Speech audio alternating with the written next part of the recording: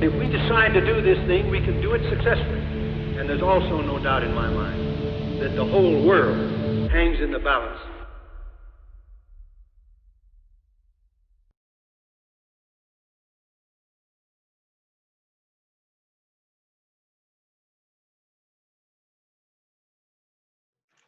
Welcome to this George C. Marshall Foundation Legacy Series lecture. My name is William A. Taylor, and it's December 10th, 2020. And you can reach me at william.taylor@angelo.edu. I'd like to start with just some brief introductions and acknowledgments. As I said, my name is William A. Taylor, Bill Taylor. I'm the Lee Drain Endowed University Professor at Angelo State University. We're located in San Angelo, Texas. A little bit about my educational background. I went to undergraduate at the U.S. Naval Academy in Annapolis. I then did a master's degree in history at the University of Maryland, another master's degree in national security studies at Georgetown University, and then I did my Master of Philosophy and PhD in history at George Washington University. So I have a background in history, specifically military history, but also in national security studies as well. And I did graduate from the Naval Academy and was commissioned an officer in the United States Marine Corps. And I served in the Marine Corps from 1998 to 2004. So just over 6.5 years, and served in a variety of assignments with 3 Marine Expeditionary Force Development Center, and Marine Corps Combat Development Command. I'd like to give some brief acknowledgments to the George C. Marshall Foundation, just for all the wonderful work that they do at the foundation, and also for the support that they've given me in my own educational and academic career. Very early on in my academic career, when I was transitioning from the military to a PhD student, they awarded me a George C. Marshall Baruch Fellowship, and that enabled me to do really my first foray into archival research at the George C. Marshall Research Library in Lexington, Virginia. And so it's very productive, and I appreciate the support and the great work that they do there. My talk today is entitled "The Obligation to Serve," and throughout the talk, I'll have some quotes that I'll read to you. And the reason I do this is to get a sense of the documents and the words and actions of the historical actors. So to take it away necessarily from me, to hear what the actors like George C. Marshall are saying in their own words. And so there's no better place to begin than with George C. Marshall.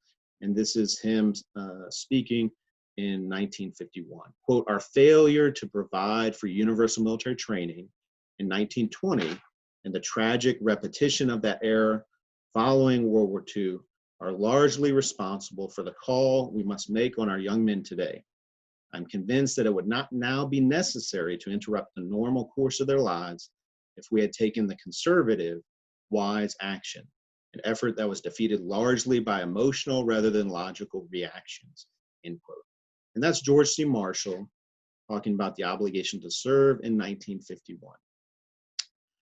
And so what he's talking about there is universal military training. So that's something I've studied quite a bit throughout my career. And my newest book, which you see here, is George C. Marshall in the Early Cold War, Policy, Politics, and Society. And so I had the great honor of leading a team of esteemed scholars to look at and revisit Marshall's role in the early Cold War. And the volume ranges roughly from 1945 through Marshall's death in 1959. And it covers a vast array of areas where Marshall had tremendous influence, and we don't have time to cover all of them, but I would recommend you take a look at the book if you're interested in these issues. I'm going to cover universal military training today. That's what this lecture of the obligation to serve will be about. But this volume is filled with other areas where Marshall was very pivotal, including China's Civil War, Independent Air Force, National Security Act of 1947, control of atomic weapons, the European Recovery Program, or Marshall Plan, which bears his name, the North Atlantic Treaty, the Korean War, and finally, racial integration of the US military. So those are all the topics covered in that, and we'll use my chapter on universal military training as a segue for this lecture. A couple other works that you might find interesting that delve into this topic and are relevant to this topic. One is Military Service in American Democracy, and this is a book that I did several years ago and has just been re-released with a new edition and paperback edition in 2020. And in this book, I really try to answer two questions. Who serves in the U.S. military and how? Looking at how it's changed over time. So each chapter then becomes a debate about military service over the years, and it covers 1945, including universal military training, but also comes to full circle to the present day and looks at more current issues such as the privatization of force in the Iraq and Afghanistan wars and the use of private military contractors. So this is something, if you're interested in universal military training or military service writ large, you might find interesting as well. And then finally, Every Citizen a Soldier, my first book, The Campaign for Universal Military Training After World War II. And so this is a volume, to my knowledge, it's the only book-length treatment of universal military training available. And so this tells the story in great detail. The entire book is focused on what we're going to talk about today. And so if you find these topics interesting, you might check out these works. They all deal significantly with George C. Marshall and his legacy. They all deal a great deal with resources from George C. Marshall Research Library. And so these are great ways to look at Marshall's legacy and see indeed what a pivotal figure he was throughout the 20th century. All right, so without further ado, let's go ahead and talk about universal military training. What is it, and how did the campaign unfold as the U.S. transitioned from World War II to the Cold War? And so this is The Trainee Comes Home, and this is actually from a UMT brochure that the U.S. War Department produced, and we'll talk about their marketing efforts as this lecture unfolds. But this is a brochure in which they were pitching the idea of universal military training. Quote, "The trainee has given up a year to his country. In return, he has acquired confidence that as long as he and other boys like him are prepared for the eventuality of combat, they can look forward to a prosperous future untroubled by war," end quote. And that's the War Department in 1945 in their UMT brochure. And so by way of introduction, some of the major themes of this lecture on universal military training are going to be about national security versus individual liberty. So this is an important dichotomy in American history all the way to the present day. So most Americans would agree that there are important issues about national security, that that's a foundational concept in America, and that we need to ensure defense of our country. But on the other hand, we're also a nation founded on individual liberty, and individual liberty holds a very cherished and central place in American society. And so how do we balance these two valid yet often competing concepts in which are in constant tension? And that was one of the themes of the Campaign for Universal Military Training. Another one is the emergence of the United States as a significant military power after World War II. And so it's easy to forget that prior to World War II, the U.S. military was relatively small. And that was only after World War II when the United States military really was a global superpower. Perhaps it's best described as a regional power prior to World War II, and after World War II, a major world power, especially in terms of military strength. And then the concept of strategic fixation. This is a concept I developed in my written work, and the idea that as these Army leaders, including Marshall, were looking at universal military training, they often came to hold it as a panacea. And while they had very valid reasons for doing so, they failed to account for a backup plan. What would happen if you didn't get your desired policy outcome, which in this case was universal military training? And that fixation then on one possible policy outcome hurt the grand strategy in terms of not having alternatives and viable backup plans. And then in terms of civil-military relations, we'll see as this unfolds how this is a military plan at its core, but it also needs the support of civilians, specifically civilian politicians.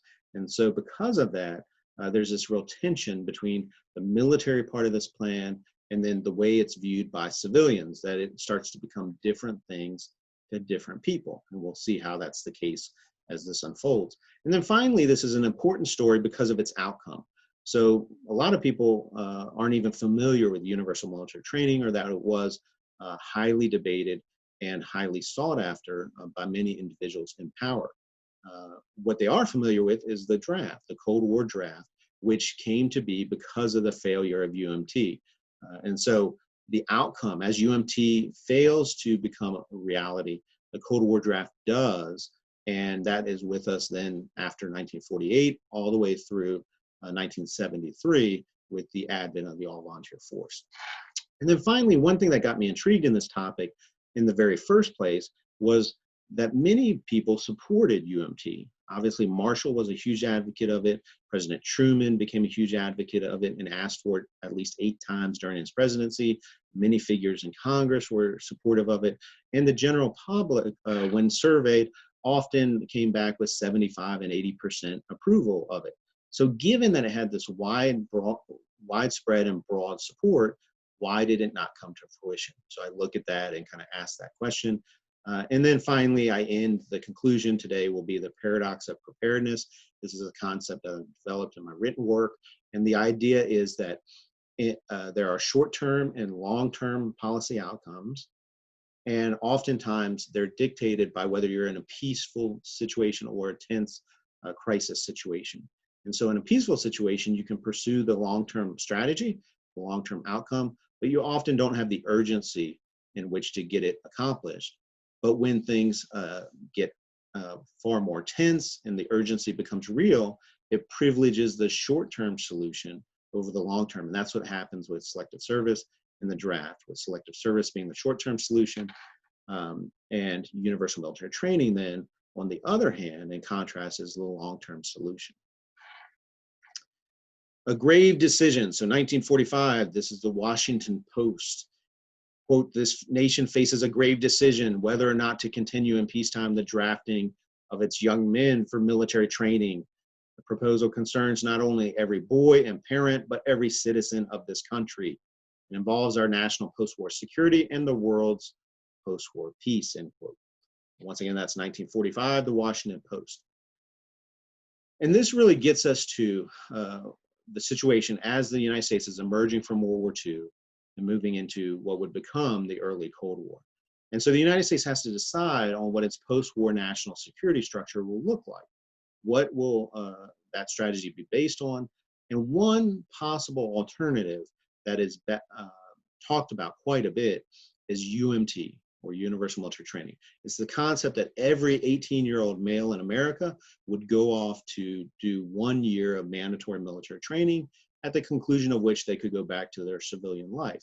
So unlike the draft, which required service as well, UMT does not require service. I mean, certainly these young men are welcome to continue on in the reserves or in the active component, but they're not required to. And so that's the concept. And the reason for it is it would create a general reserve. It would create this way to speed mobilization, and we'll talk about that as this unfolds. But essentially, this is a 5-year campaign from 1943 through 1948. It's preceded by a previous campaign that happens around World War I, and it's followed by a later campaign. When we started this lecture, I mentioned George Marshall speaking in 1951 about the obligation to serve. That's the third campaign for universal military training, which coincides with the Korean War. But the most vicious, strongest, largest advocacy of UMT really takes place from 1943 through 1948. And it becomes a major debate in American society. This idea that it's talked about in Congress, it's talked about in newspapers and magazines. And in fact, in 1946, it's often required in high school debates. It's the national high school debate topic at the time. And so all these young high schoolers on debate teams are debating whether or not the United States should have UMT. The spirit of 1920. And so James W. Wadsworth, who is, the quote is from here, is a major congressional power. He's a congressman from New York. He actually was previously a senator from New York. And so he's a national security specialist.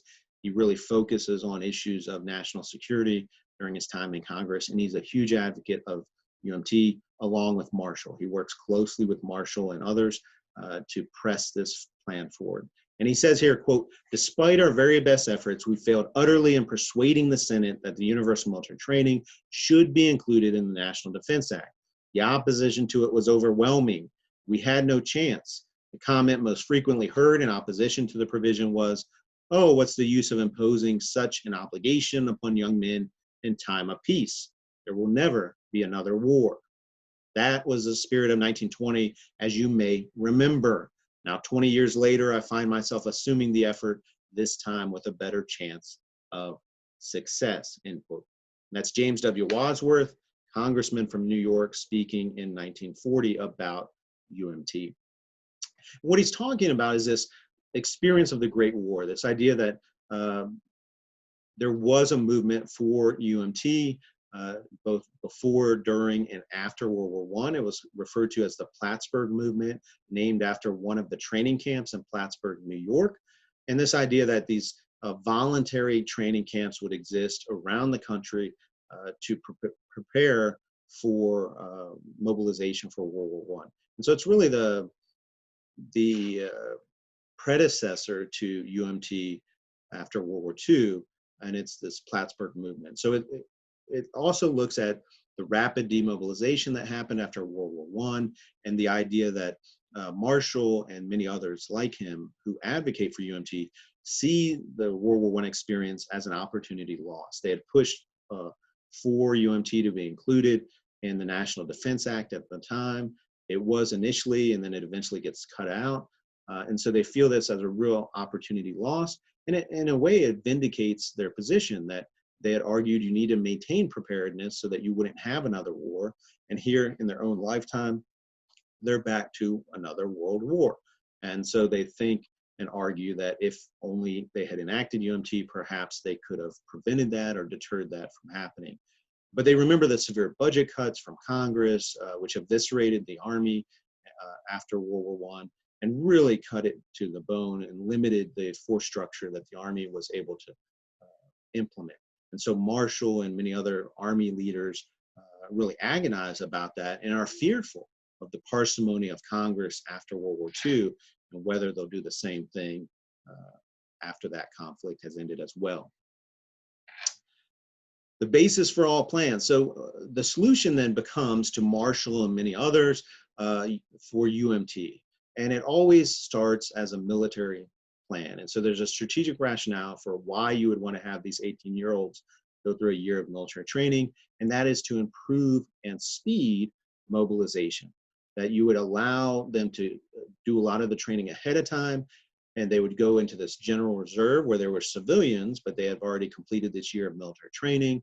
And the idea is that would improve the military, it would improve military mobilization, and that's the crux of the military side of it.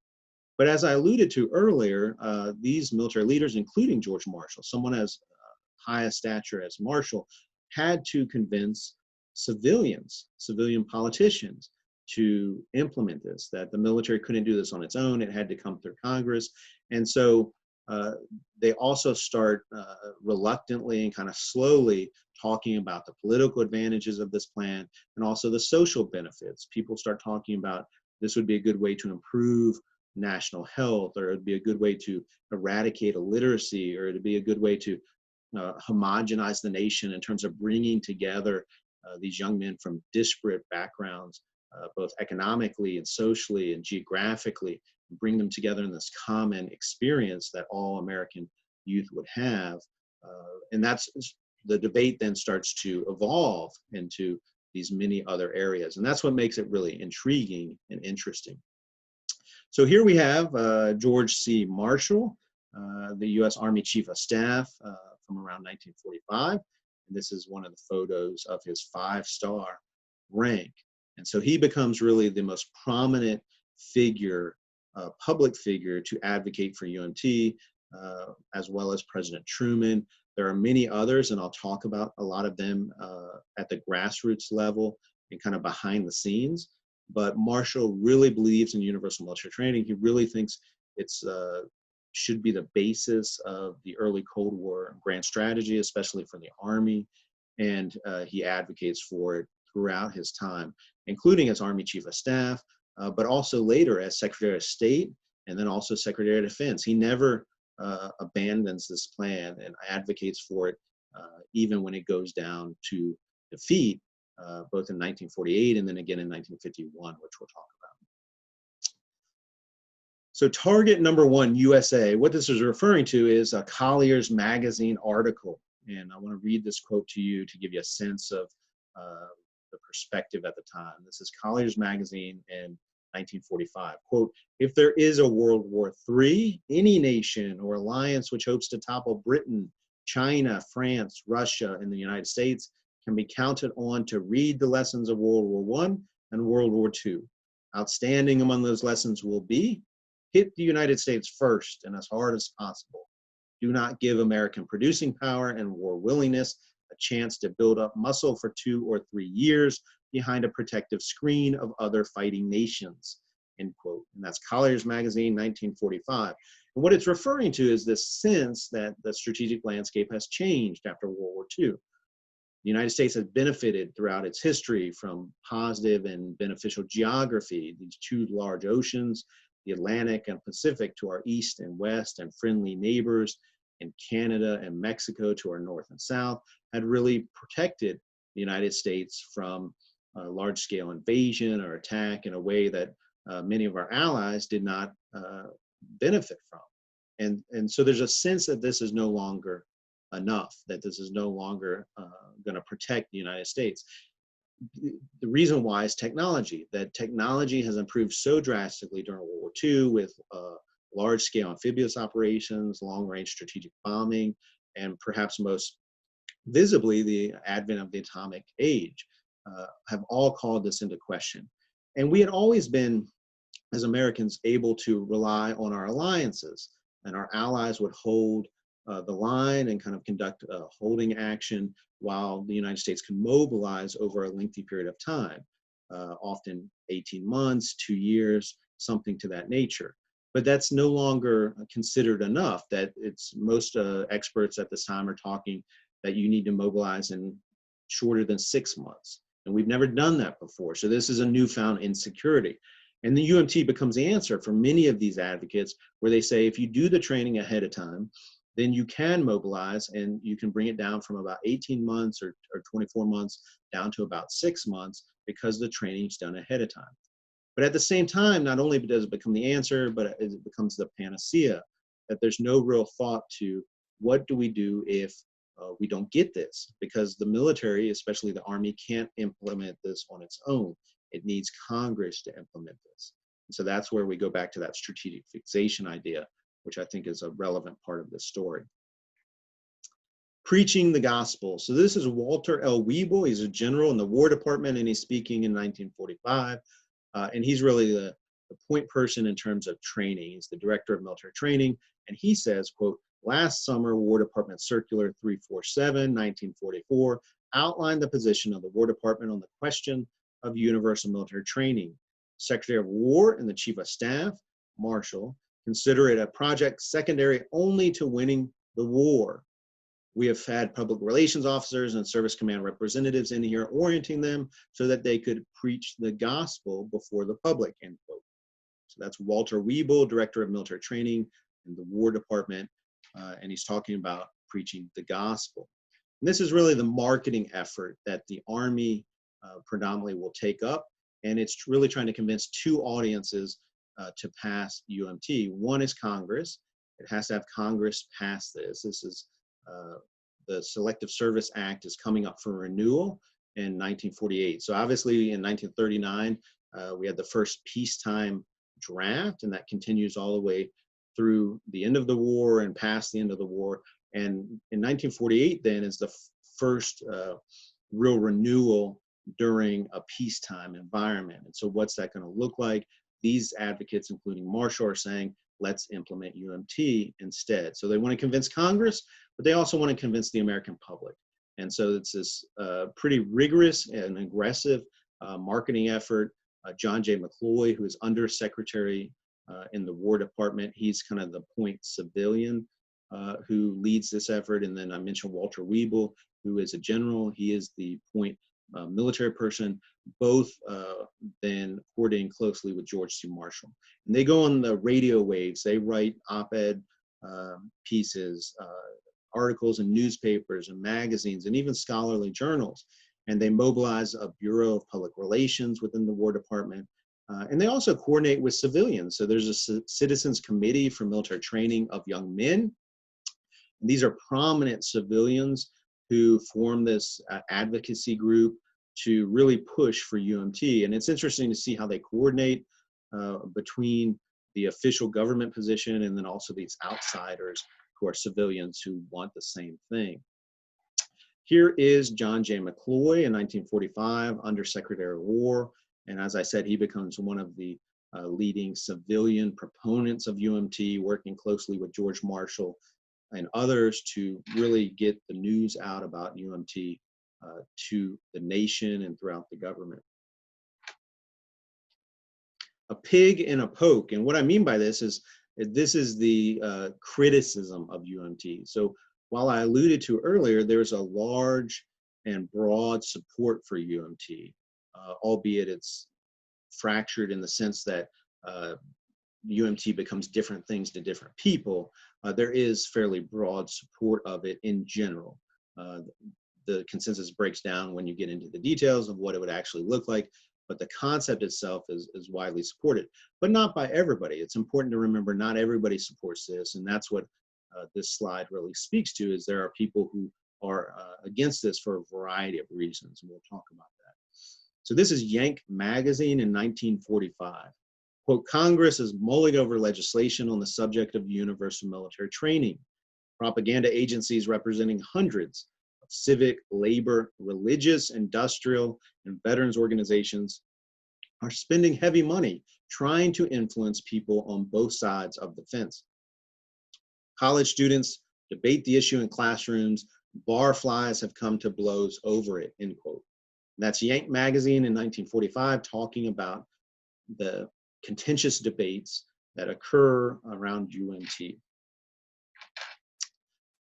And so who are the people who are against UMT? And it's important to note that when I outline this in general terms, these are not monolithic blocks. There's a lot of diversity even within each of these groups, but generally speaking, pacifist organizations are against UMT. And the line of argument for them is primarily based on a fear that this would lead to a militarized American society. That the argument they make is, look at the militarized societies that we just fought. Germany and Italy had this type of thing and they lost. So it's not necessary for a peaceful democracy to have something like UMT. Labor unions are against it generally, but for a far different reason. They're fearful that these young men, 17, 18-year-olds, going off to these camps might not come back to the labor unions where they need to apprentice in a trade, do apprenticeships, and then fill the labor union member roles. And labor unions are very powerful at this time in a way that we have to remember in the 1940s and 50s, a very powerful part of society. And so they're fearful this would hurt labor union membership. Religious groups in general are against it, although once again, some of the leading advocates for it are from religious groups. But in general, they're against it for far different reasons, based primarily on morality, that there's these fears that these training camps for youth in their 17s and 18-year-olds would fester with immorality and temptation as they're away from parental influence. And then some veterans are opposed to UMT. Most veterans groups are strongly in support of it, as evidenced by the American Legion and the Veterans of Foreign Wars. But some veterans are against it primarily on military grounds, that they think something like this is focused on a large army might be anachronistic. that we're in the era of push button warfare is a phrase from the time. Technology seems to be making great advances, and so some of these military people are arguing that it's unnecessary and ineffective way to proceed. And then finally, education leaders, in much the same vein as labor unions, are fearful that these young people who should be going to college or university will go off to these training camps and never come back. And so it might hurt educational prospects of the nation, but also hurt enrollment at their various institutions. A matter of broad policy. And so this is the Woodrum Committee. It was a committee that was formed to formulate post-war strategy. So as the United States came out of World War II, to look at what needed to happen moving forward to make the United States secure. And that's the Woodrum Committee. And this is a quote from them. Quote, "For these and for other reasons, your committee therefore recommends that the Congress adopt as a matter of broad policy a system of universal military training for the critical years ahead," end quote. And that's the Woodrum Committee coming out strongly in support of UMT. And so, as I mentioned before, George C. Marshall and other military leaders had to garner political allies to make UMT a reality. And so they worked on doing that. They worked very aggressively at doing that. In fact, Congress would twice hold hearings in which they chided the Army for being too aggressive in the way it was marketing and publicizing for UMT. But they garnered these allies. President Truman is an excellent example where he believed wholeheartedly in UMT and came around to be one of the staunchest advocates. But you also see this subtle shift when President Truman talks about universal military training. He's talking more about national health, combating illiteracy, or inculcating citizenship, so these societal or political benefits. He's not talking a lot about mobilization, which is where George C. Marshall sees the benefit of UMT. And so you see what I would argue is a political metamorphosis where UMT starts to become different things to different people. And that's where it starts losing momentum, because when Marshall's making the argument that we need this to improve military mobilization, that's a very strong foundation. It's hard to argue with the military logic of it. But once the debate broadens and starts becoming more about social issues, then there's a lot more critiques that come in, and we'll see that as this lecture unfolds about how that becomes a case. But there's a metamorphosis in terms of what UMT represents. So here is President Harry S. Truman from around 1945, and just as Marshall becomes the most public face and figure of UMT's support from a military stance, President Truman then becomes the face of UMT support from a civilian and political stance. And so those are two important people in this story. The Fort Knox experiment. And so the Army has to convert UMT from an idea to a reality. And so the way they do that is they establish an experimental unit at Fort Knox, Kentucky, and that's what this refers to. This is Time magazine from 1947, and Time magazine says, quote, "Congress, conscious of votes and mothers, would be hard to persuade, but the Army had a test tube experiment in which UMT was apparently working well. From its youngest recruits, it had drawn a battalion, made them UMT guinea pigs at Fort Knox," end quote.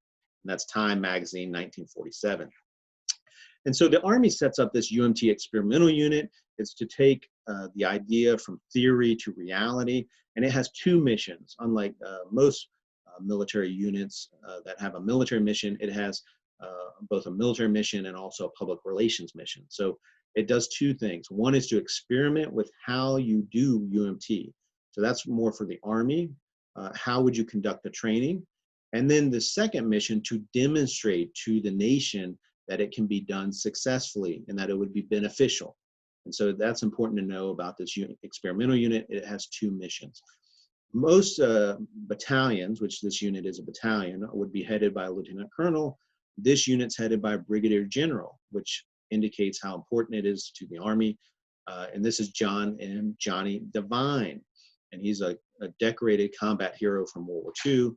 So they give it a general, they also give it this massive public relations staff, which most battalions don't have. They give it its own band, the UMT Highlighters, which play all these shows around town to garner support. And they give it its own newspaper, the UMT Pioneer. And to indicate the dissemination goal, every trainee gets not one newspaper, but two, with the idea that they will then give it out and promulgate the great things that are happening at Fort Knox, Kentucky, and the UMT Experimental Unit.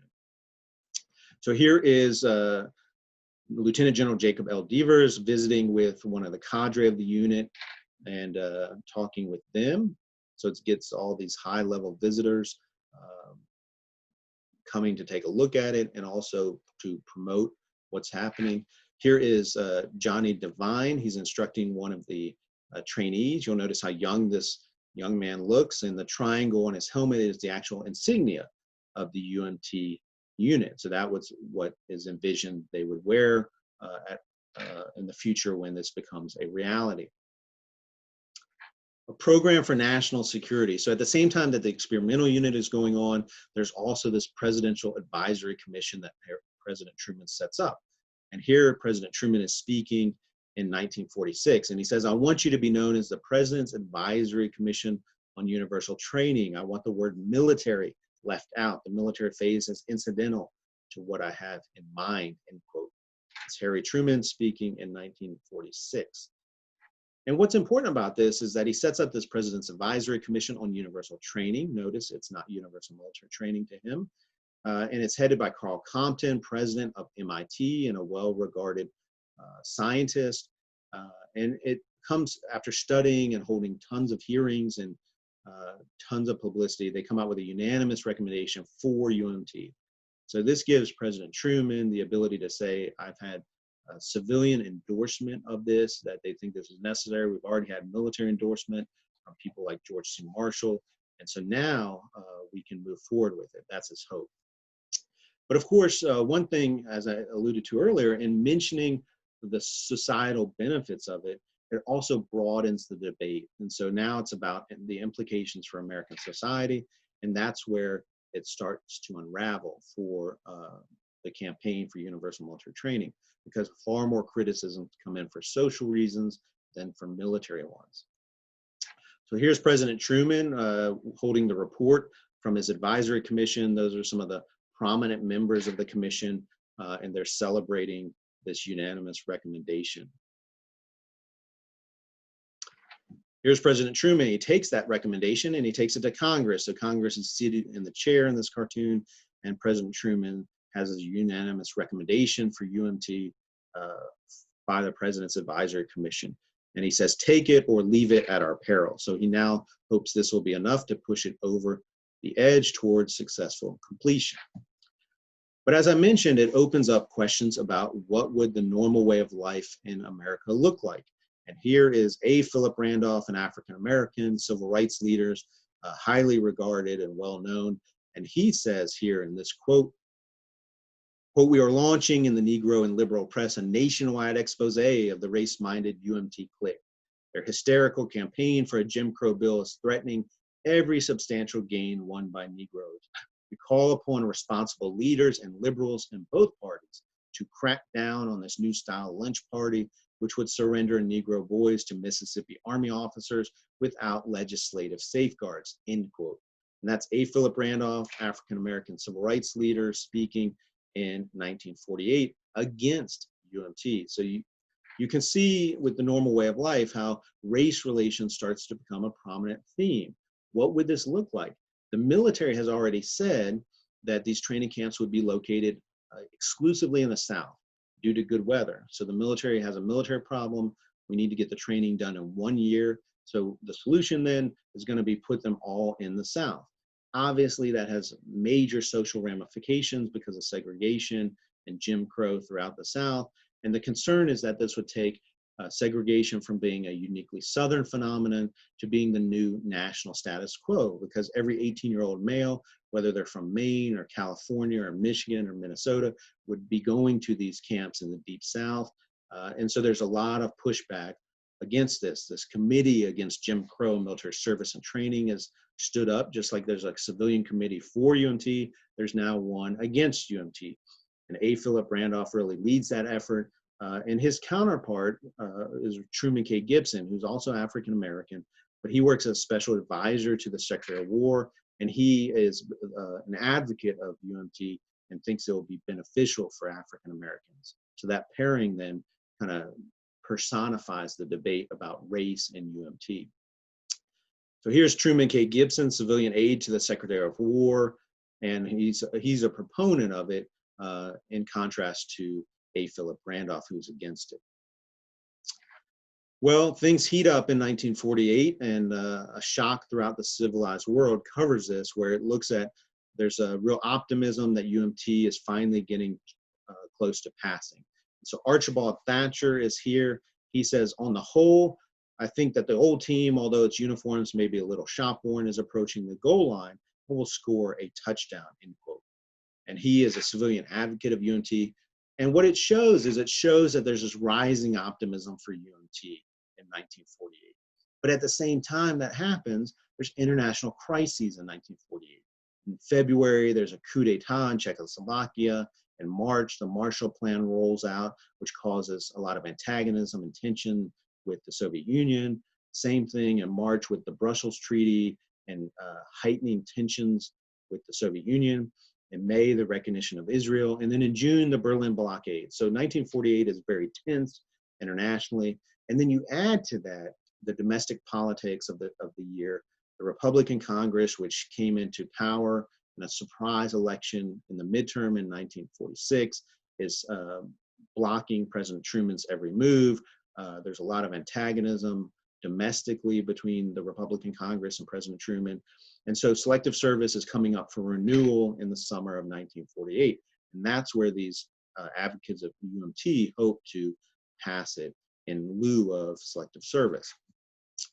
So here's President Truman in a cartoon again, and he says there's three things we need after World War II and the early Cold War. One is ERP. You see the bats to your left there. The European Recovery Plan, or the Marshall Plan, is one of them.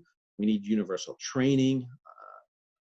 Notice that he leaves out the military in his view, and we need that as the long-term solution. And then in the short term, only the short term, we need selective service as a bridge to get us to UMT. And he says to Congress, he warns them, we must be ready to back up what we say. So in conclusion, we're to the paradox of preparedness. And this is a concept that I crafted in my written work to explain the defeat of UMT in 1948. And as it comes to a head, there's a lot of optimism. It starts moving forward. You have these international crises. And it goes down to defeat. UMT gets defeated, and instead the Cold War draft gets revived in 1948, and it would be with us to 1973. The same thing happens in the third campaign, where we started with Marshall's remarks on the obligation to serve in 1951. There's an optimism that UMT would be enacted, and then the Korean War breaks out. And as those tensions rise, the short-term solution, in both cases, the draft, gets privileged over the long-term solution, which is UMT. And so once that happens, there's a Pyrrhic victory in 1951 where they say, we'll give you universal military training and service law. So you notice that UMT is in the name, but only in name only. All the provisions to actually implement UMT are stripped out of it. And so it gives the advocates of UMT kind of this Pyrrhic victory where they actually achieve UMT in name only on a bill that actually resurrects and continues the draft. And so exemptions and deferments for the draft start to rise from this period moving forward and become problematic by the Vietnam War. And in many ways, Marshall and others like him were very prescient because they had always said it needed to be universal. If you allow exemptions and deferments, it will become unpopular because people will ask the very valid question, who serves when not everybody serves? And that would in fact be a commission, the title of a commission during the LBJ administration when questions about the draft start heating up. And so this paradox of preparedness, in conclusion, is the idea that selective service is the short-term solution for many of these military leaders. UMT is the long-term solution. And during peacetime planning, they actually make gains and have momentum. to enact UMT, but they never have the urgency. They can't get the urgency to generate the urgency to get it over the finish line.